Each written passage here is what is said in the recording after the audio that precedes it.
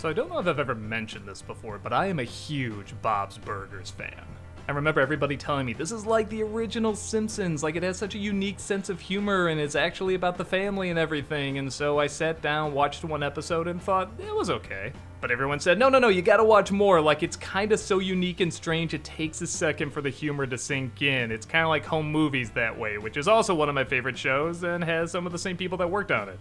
I listened to him, watched a few more episodes, and yeah, I haven't missed one since. I absolutely adore this series, or more importantly, this family. A lot of people ask, what's my favorite episode? And I don't really remember episodes as much as attitudes. I love this family's attitude towards everything. I love seeing the reaction to any strange thing that happens, and they're all unique, and they're all odd, and in a strange way, we kind of see ourselves in this family, or we know a family like this. There's just something so unique, but yet strangely recognizable about these people. Like I said, we either see it in other families, or maybe even in the weirdest part of ourselves. So I felt really bad when the movie underperformed, like big time. Nobody went to see this film, which, okay, on the one hand, you released it the same week as one of the biggest films of the year. Come on, there's so many weeks where like nothing was coming out. You could have pushed it till then. But second, I will admit, I wasn't too excited to see this movie, as I guess a lot of other people weren't either because it did underperform, because the trailers looked very underwhelming, and that is exactly what I got, a very underwhelming Bob's Burgers movie, and Bob's Burgers should be anything but underwhelming. Now, that's not to say it's bad, it is just the most exact definition of okay. This is a super okay movie. And for characters this good, I feel they deserve something more than just okay. But with that said, it's still okay. Okay, let me go into the details. Bob and his family are in a really rough predicament. Their restaurant, Bob's Burgers, is going to be taken away if they don't suddenly come across a large sum of money. To make things worse, a giant pothole appears in front of the restaurant so that nobody can go to it. And to make things even more worse, a dead body is found in there, so it's also a crime scene. Can they solve the mystery of who killed this person and also get enough money to save the restaurant? Have you heard both these plots before in something? Of course you have. This is very, very standard. Now, to the film's credit, every main character does have a subplot and an arc, which is really nice. There's one about Louise and coming to grips with who she is and why she wears her bunny ears all the time. There's one about Tina who wants to ask a boy out. There's one about Gene who wants to perform in a band, and of course you have Bob and Linda trying to figure out how to save the restaurant. Now with that said, that is 5 arcs you have to work in, and in a story that already has 2 major plots going on, it is hard to get them all across, so sometimes they fall by the wayside or get forgotten about or maybe squeezed in with other arcs. At times I had to remind myself, oh yeah, Gene has a band and Tina wants to ask that one boy out. It also doesn't help that this is not a very good mystery. I mean, okay, let me put it this way. If you've never seen Bob's Burgers, I don't know if you would figure it out right away. But if you have, literally when the character shows up, you know who did it. I mean, it's painfully obvious, yet they're trying to really drag it out and save it till the end. And yeah, okay, since I'm already kind of dumping on it, I guess I'll just get all the bad stuff out of the way that I didn't really enjoy about the film. The first major one being, it doesn't feel like a film. I mean, yes, the animation is upped. You can tell more money was put into this, but it seems to all go into the motion and the lighting. Everything else, from the cinematography to the dialogue to, like I said, this very standard plot, does not feel particularly cinematic. Say what you will about the Simpsons movie, but it was a movie. A giant dome is falling on the place, and the Simpsons get out, and they have to save the town. I mean, yeah, there's issues with that movie too, but it went for broke, and it justified being on the big screen.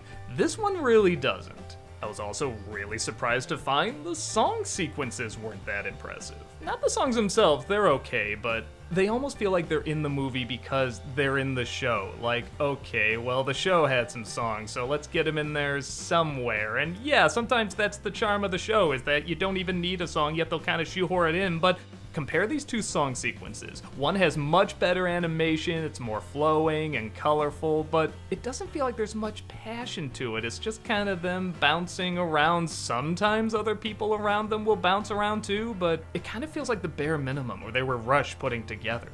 The animation on this sequence clearly has less of a budget, but you can see there's so much more imagination and passion put into it. It's somehow bigger and wilder and more creative, even though it doesn't have as much money behind it.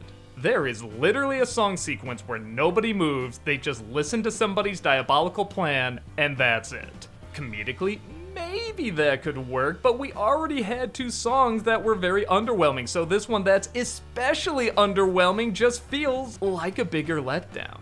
I don't know, maybe with the pandemic and the fact that the movie had to be made at the same time as the show, there was kind of a rushed feeling to it, or maybe budgets were cut down halfway through and they couldn't do all the ideas they had. But this just didn't feel like something that deserved a big screen release. Okay, there, I'm done on Bob's Burgers, and it feels so weird doing that. I mean, I love these characters so much that I don't like saying anything bad about them.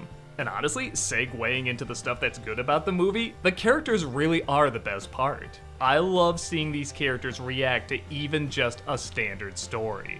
If you're familiar with Bob's Burgers, you'll kinda like that there are some big questions and arcs that these characters should have gone through, and they are finally going through.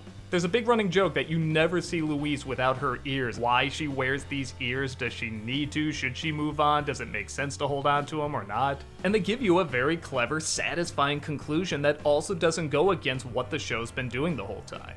I'll also be honest, I got, for lack of a better way of putting it, a real nostalgic feel sitting down and watching this on the big screen. Not because it's Bob's Burgers, but because it's a hand-drawn animated film. An unconventional hand-drawn animated film. It brought me right back to the 80s when I sat down and saw an animated film that wasn't Disney. And I know it sounds strange, but there is kind of a good, unique feeling about seeing something that doesn't have the Disney stamp on it, but is still bright and colorful and bouncy and has songs, and it's hard to describe, but there is something really refreshing about it.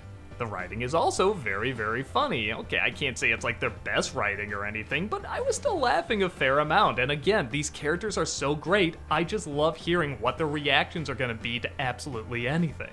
Out of all the characters, I say Gene is probably my least favorite. I get why a lot of people like him, his humor just never really grew on me, but even in this film, I was laughing pretty hard at a lot of the lines he had.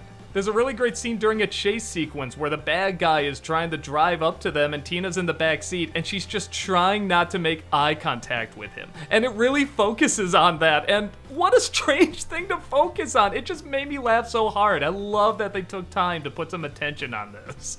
It's also great seeing a lot of the side characters get attention in this. Again, there's 5 main characters with 5 arcs you have to work through, but Teddy still gets a lot of attention, and Mr. Fish Odor, and a lot of weirdos that always perk me up whenever they appear on the show.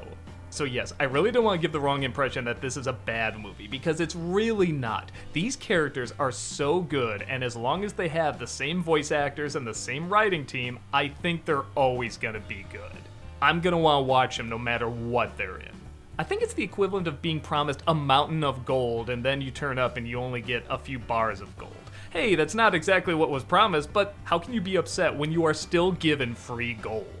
Yes, it is hard to tell somebody, go see this, it's incredibly okay, but if you are a Bob's Burgers fan, I still say you should check it out. If you've never seen Bob's Burgers, I probably wouldn't recommend this, as there are a lot of oddities and continuing jokes that you kinda gotta know about, and like I said before, Bob's Burgers does work great if you just watch a few episodes in a row to get an idea of what their humor is about. It really is unique, and takes a little time to gravitate towards. But if you're like me, once you do, you're a fan for life. And I still can't help but be a fan of something like this, even if it is just phenomenally okay. With that said, even a lesser Bob's Burgers property is still Bob's Burgers, and I'm always gonna value that no matter what.